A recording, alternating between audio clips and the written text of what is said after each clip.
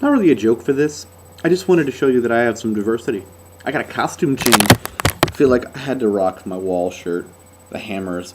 This is from, of course, the Roger Waters tour of The Wall, which may be a little bit off topic considering he's not actually a member of Pink Floyd anymore. But it's The Wall, man. Coming close. I never got to see Pink Floyd live. Got a shirt that says I did, but that's from an awesome rock shop. Anyway, we're here to discuss, of course, the fantastic conclusion to the amazing legacy that is Pink Floyd.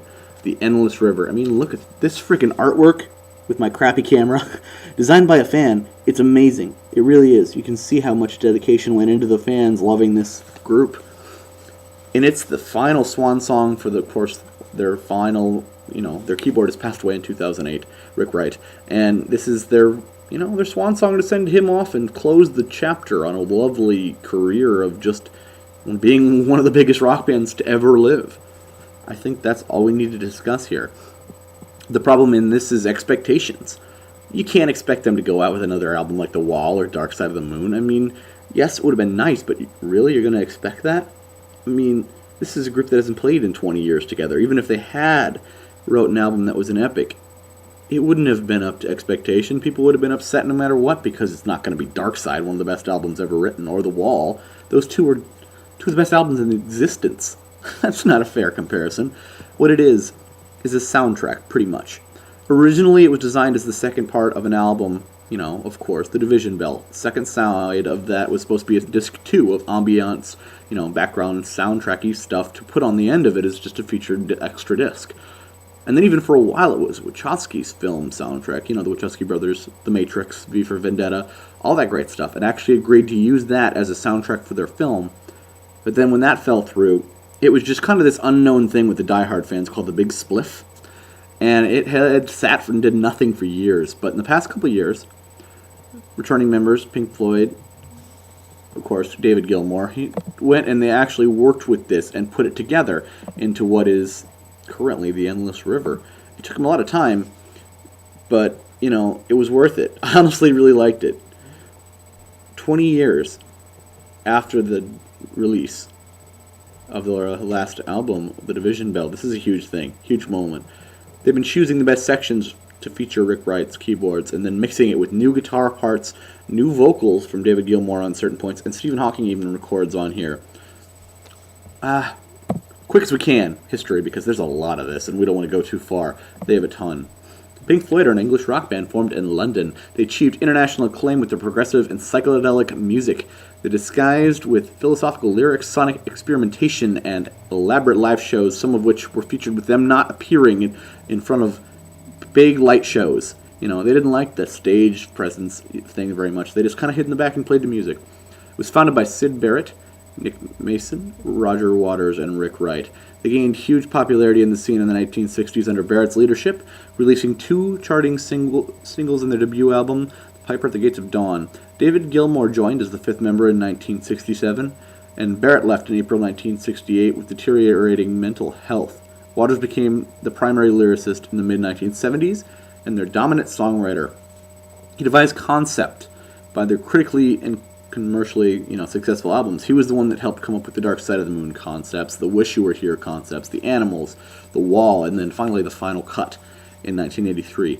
When Rick Wright left Pink Floyd in 1979, I think he was actually fired by Roger Waters at one point, again.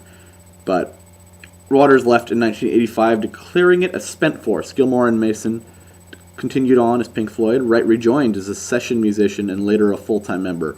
And the three would produce 2 more albums, A Momentary Lapse of Reason and The Division Bell in 1994. They toured in 1994. Nearly 2 decades later, Pink Floyd reunited with Waters in 2005 for a performance at Global Awareness event Live 8. But Gilmour and Waters have since stated they have no plans to reunite the band ever again. Barrett died in 2006, and Wright died in 2008.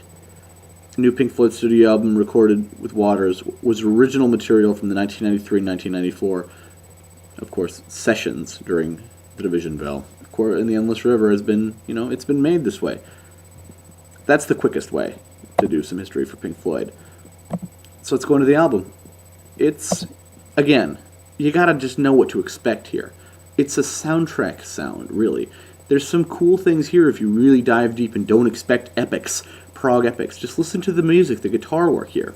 The album starts with a track called Things Left Unsaid, and it opens with this, not a bang, but like a whisper. It's this happy synth line with a slide guitar over the top of it. In truth, if you really put it aside all expectation, this is a beautiful song. It's What We Do is the second track on there, and it continues with where the first one started off. It's an inspirational high synthesizer, slide guitar, and trumpet-sounding synth line over the top, all before entering Nick Mason on drums. The real meat of the song comes when David Gilmour starts with his long, echoey guitar solo. I mean, it's beautiful, really. It is. He just nails it. This is really... They use the first two songs to bring out the emotions, to feel something about the loss of their bandmate Rick Wright. Track 3, Ebb and Flow, is a very particularly inspired piece of music because it sticks out to me. There's a lot of amazing slide guitar work from David Gilmour on this, and some awesome electric piano from Rick Wright. It's an album highlight, even if it is, it's not necessarily effective when taken into context, but I believe it's amazing when listened to. This is an album to listen to as a whole. Don't take tracks apart. This is not for the iTunes generation, and I think that's a big problem here is for people to understand that. It's not to be taken separately. To me, the next track feels like a song in the movie that's played right before a big battle scene where everyone's putting on their war paint and they're lined up and there's a giant speech being made by the leader. Something's about to happen, and it starts with a mechanical noise and some high-pitched synth before adding in some electronic grinding sounds. And comes David Gilmour on electric guitar. I actually really like this song. I think in terms of soundtrack writing, this would have been a blast to see in some action scene. Honestly. Can you picture it? Gladiator style. It would have been so cool. Skins is more of a frantic, scared song, like the hero is hiding during a bombing scene. And it's eventually a 3-minute drum solo, which sounds like a terrible idea, but somehow it ends up working here in the music. 6 Unsung is a 1-minute long synth and guitar-driven interlude. It's not a bad piece of music, but there really isn't much more than that. Amnesia. The song starts with a straightforward piano and simple drumming. It's a much more happy and peaceful piece, like the war was not over but coming to an end, and they're starting to sort of be on the side of happiness again. It's also featuring, out of nowhere, saxophone solo and backing vocals from David Gilmour. It ends with dueling saxophones over the synths and guitar solos here and there. It's another highlight in terms, it just sounds great. It really does. The Art of Conversation is it's a much slower, simple piano interlude, and it's short, simple, and haunting, like being alone in the rain. On Noodle Street, the next one on here, continues from there with a more jazzy drum part again. This is a very freeform song. There's no real structure here, but I think that's fine because it doesn't necessarily need one. It's, jazz. Jazz doesn't always follow a structure. It's just about feeling it. Night Light is another simple synth interlude with a few simple guitar chords thrown in. Then you get to the first of the Alances. Starts up like an 80s Night Ranger song with that grinding guitar and random solos thrown in over top before echoing and ending somewhere before it really gets interesting. Autumn 68 is where it continues from Allocity into like a pipe organ solo that is matched by guitar. And then we get to the conclusion. Allocity 2, The Reckoning. No, just kidding. It's the bright synth opening before jumping right into where the first one left off with some incredible guitar work from David Gilmour. This song is great. It's an album highlight. You can really hear the amazing solos and the heart throws that's worked into this. 14, Talkin' Hawkin'. It's the sequel to Stephen Hawking's role on Division Bell. The original was created as a brief, a belief that issues can be solved through discussion, and that Stephen Hawking is the perfect candidate to discuss. They talk about how war isn't the necessary answer, and life can be solved by discussing our problems. That's all it is. It's a pretty simple but amazing concept. Calling starts with this dark, evil low keys and strange synth before evolving into an eerie, isolated, space-sounding song. It's like, Gravity.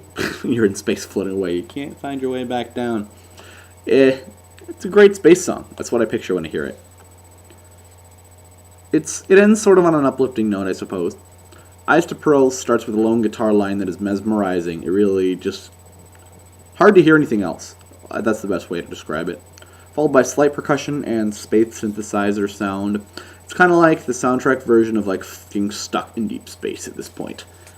Surfacing as a more upward-sounding, hopeful guitar line And it's a huge happy moment in the background vocals in space. They float you back to where all of Pink Floyd is waiting together to sing you one last song.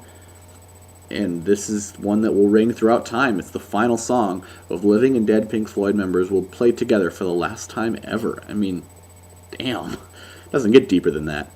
The final song on the album is the final Pink Floyd song that will ever exist, and it could not be a more fitting end if it tried. This song was intended to be the last song, you can tell, on purpose. It's the strongest song on the album, and the only song on here to feature the lead vocals, and it shines.